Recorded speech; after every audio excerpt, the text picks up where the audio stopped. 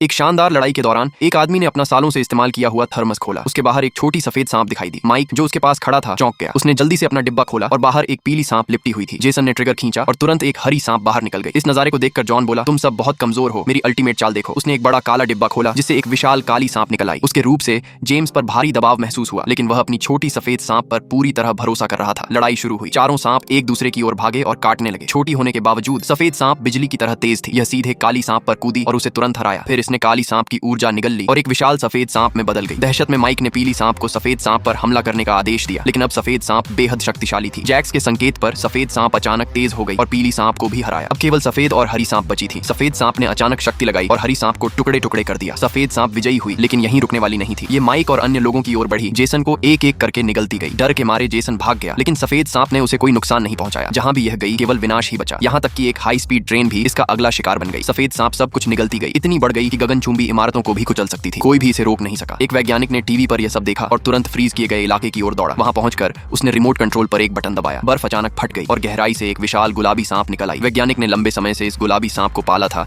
ताकि यह सफेद सांप का सामना कर सके। इसी बीच सेना ने फाइटर प्लेन भेजे, लेकिन उनके हमले सफेद सांप पर कोई असर नहीं कर सके। जैक्स एक प्लेन में चढ़ा, उसे धीमा करने की कोशिश की, लेकिन व्यर्थ। सफेद सांप बिना किसी हिचकिचाहट के आगे बढ़ती रही। फिर गुलाबी सांप पहाड़ों से नीचे घूमते हुए आई। अंततः दोनों सांपें मिली। जैसे ही उन्होंने एक दूसरे को देखा, वे पागलों की तरह प्यार में पड़ गए। उस समय विमान से एक न्यूक्लियर बम गिराया गया। सभी ने सोचा कि सफेद सांप मर जाएगी, लेकिन एक चमत्कार हुआ। दोनों बुद्धिमान सांपें एक दूसरे से फुसफुसाईं, सांसारिक दुनिया की परेशानियों को छोड़ दिया और शोर से दूर भागकर नई जिंदगी शुरू करने चली गईं।